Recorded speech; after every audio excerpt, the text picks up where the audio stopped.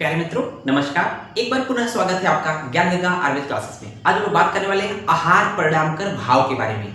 तो ये जो टॉपिक है ये बीएमएस के फर्स्ट ईयर का क्रिया शारीर का बहुत ही फेवरेट टॉपिक रहा है और लगभग हर एग्जाम में पूछा गया था, है ना। आप लोगों ने फर्स्ट ईयर क्रॉस होने के बाद आपने देखा होगा कि ये बहुत इंपॉर्टेंट प्रश्न था। अब इसी पॉइंट को हम लोग चरक शारीर स्थान के छठे चैप्टर के शरीर विषय शारीर अध्याय के अंतर्गत पढ़ रहे हैं। तो यहाँ पर भी ये टॉपिक उतना इंपॉर्टेंट जितना फर्स्ट टॉप में क्रिया शारीर में था।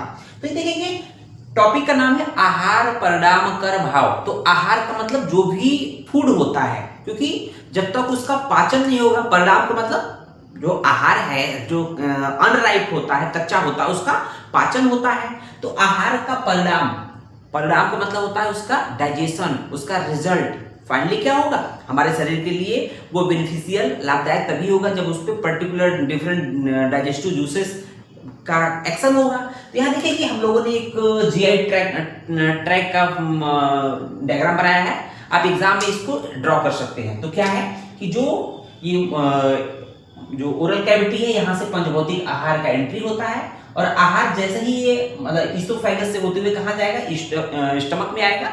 स्टमक में एक बात यहाँ पे देखेंगे, यहाँ से स्टमक से गैस्ट्रिक जूस का सीक्रेट होता है और यहाँ बगल में देख रहे होंगे लीवर, लीवर से क्या निकलता है, बाइल जूस सीक्रेट होता है। बाइल जूस जो होता है यहाँ बगल में जो है एक इससे होते हुए गाल ब्लैडर में आता है, गाल ब्लैडर में कंसंट्रेट होते हुए ये कहाँ पर पोर होता है, ये ड्यूडेनम में पोर होता है। आप लोगों ने अच्छे से पढ़ा है। तो जो सी शेप ड्यूडेनम होता है उसमें जो स्मॉल इंटेस्टाइन का फर्स्ट पार्ट होता है, ठीक है। और उसके बाद देखेंगे इस सी शेप में एक पैंक्रियाज हो जाए जो उसकी पैंक्रियाटिक जूस सीक्रेट होता है। ये भी भोजन के पाचन में बहुत ज्यादा इंपॉर्टेंट होता है।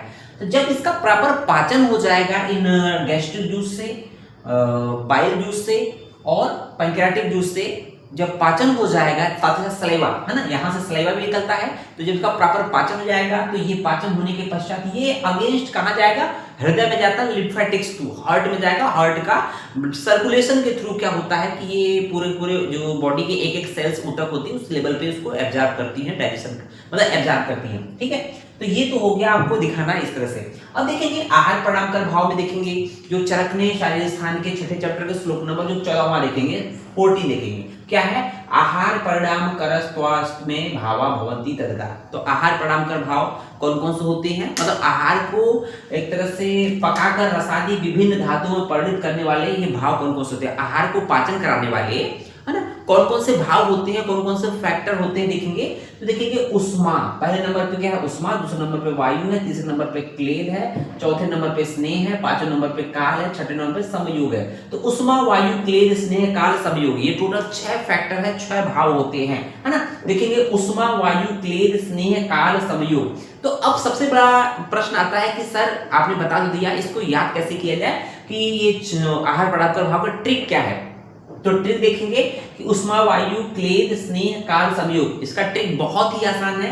इसी सीक्वेंस देखेंगे, यू वाक मतलब वाक मतलब चलना, ठीक है ना। यू वाक सकाश, यू फॉर हो जाएगा उष्मा, वास हो जाएगा वायु, आधा क से हो जाएगा क्लेद, यू वाक हो गया, ठीक है ना। सकाश, स फॉर हो जाएगा आधा स से स्नेह हो जाएगा, काश हो जाएगा काल, स्वस्थ हो जाएगा समयोग। यू वाक सकाश, यू वाक सकाश, ये एक तरह से आपका ट्रिक हो गया, ओके।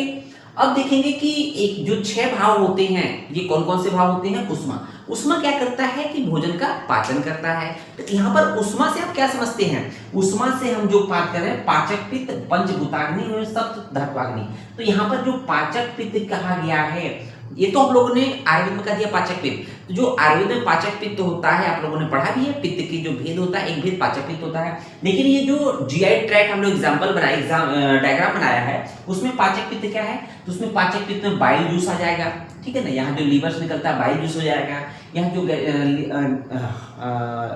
स्टमक से निकलता है गैस्ट्रिक जूस हो जाएगा, और यहाँ से पैंक्रियाटिक जूस, ये सब कुछ पाचक पित्त में काउंट होंगे, ओके। तो उष्मा जो है पाचक पित्त एवं पंचभूताग्नि एवं सब धात्वाग्नि से रिलेटेड है, इन्हीं का पाचन, इन्हीं के द्वारा ये भोजन पाचन होता है, ओके। दूसरे नंबर पे क्या, जब यहाँ पर पाचन हो जाएगा, जब पाचन हो जाएगा तो क्या हो जाएगा, वायु का काम आता है उसको आगे बढ़ाना, क्योंकि इंटेस्टाइन में पड़ी रहेगी तो अच्छा तो है नहीं, उसको धीरे धीरे आगे बढ़ाना है, ओके। उस आगे बढ़ाने के लिए वायु, जो वायु का काम है, तो वायु जो है इसमें देखेंगे हम लोग कि इसको किससे ले गया, गट प्लेक्सस से। गट प्लेक्सस का मतलब क्या है कि जो आर्ब्रैक प्लेक्सस और मेजनस प्लेक्सस, आपने सुना होगा आर्ब्रैक प्लेक्सस और मेजनस प्लेक्सस का क्या काम है, जो गट अच्छा इंटेस्टाइन की पेरिस्टाल्टिक मूवमेंट होती है जिसकी वजह से कोई भी फूड पार्टिकल एक स्थान से दूसरे स्थान पर मूव करता है, ऊपर से नीचे मूव करता है, डिस्प्लेस होता है, that is called peristaltic movement. ठीक है, तो ये वायु, यहाँ पर वायु का काम है। ठीक है, समझ में आया।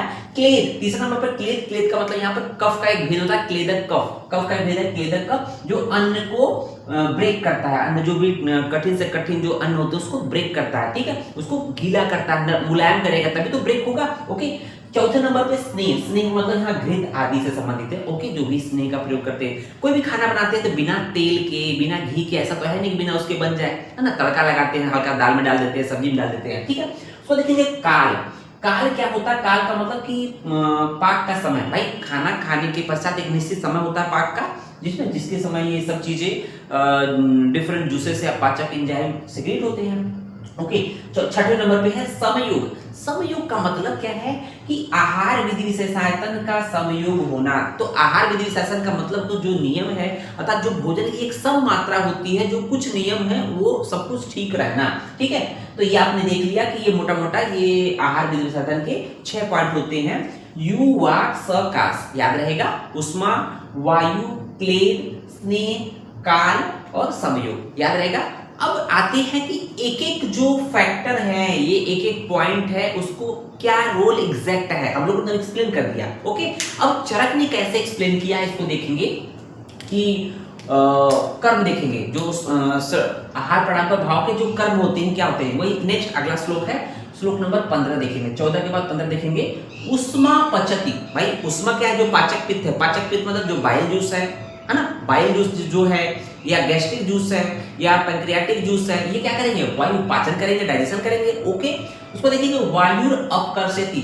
अब पाचन के पश्चात क्या होगा कि जो गट वायु क्या काम, वायु को कोरिलेट किया था मेजनस प्लेक्सस, आर्ब्रैक प्लेक्सस, अर्थात जो गट प्लेक्सस होते हैं, मींस जो उसका फंक्शन होता है पेरिस्टाल्टिक मूवमेंट, कि आंत की मूवमेंट को हमेशा बनाए रखना, कि पाचन के पश्चात जो फूड पार्टिकल ऊपर से नीचे आगे मतलब घिसकते रहे, मूव करता रहे, तो वायु आहार को नीचे की तरफ खींचती है। वही बात हो गई, क्योंकि वायु जो होती है प्रणेता होती है, वायु एक स्थान दूसरा ले जाने का होती है। ठीक है, तीसरा है क्लेद। क्लेद शैथिल्यम आपादयति। क्लेद जो होता है शिथिलता उत्पन्न करता है। क्लेद अर्थात कफ अन्न को शिथिल करता है, अर्थात गीला करता है। शिथिल करने का मतलब क्लेद क्या करेगा, भाई कोई चीज जो भी अन्न होते हैं वो सूखे होते हैं, तो जब उस पे अंदर जाएगा तो उस पे क्लेद उसको गीला करेगा तभी तो ब्रेक डाउन होगा। ओके, क्लेद अर्थात कफ अन्न को क्लेदक कफ जिसको बोलते हैं, अन्न को शिथिल अर्थात गीला करता है, मुलायम करेगा तभी तो ब्रेक होगा। नेक्स्ट देखेंगे चौथा पॉइंट, स्नेह। स्नेह देखेंगे, स्नेहो मार्दवम जनयति। स्नेह जो है अन्न को मृदु करता है, स्नेह की वजह से जो अन्न होता है मृदु होता है। तो यहाँ देखेंगे क्लेद और स्नेह का लगभग एक ही काम है। ठीक है, उसको देखेंगे काल। काल का मतलब पर्याप्तम अभिनिवर्त्यति, है ना। काल अन्न को सुपक्व रूप में परिणत करता है। तो एक किसी भी भोजन के पाचन के लिए एक निश्चित आपको समय देना होता है। आप चाहते हैं कि तुरंत खाना खाया पच जाए, नहीं, आपको प्रॉपर समय में ही पाचन होता है, जैसे वो काल, है ना। आप खाना खा के दौड़ जाइए कोई काम करने, तो खाना पचेगा, संभवतः नहीं पचेगा। इसलिए उसको भी एक प्रॉपर समय चाहिए, प्रॉपर एक स्थिरता चाहिए। ओके, उसका देखेंगे छठा है कि समयोग।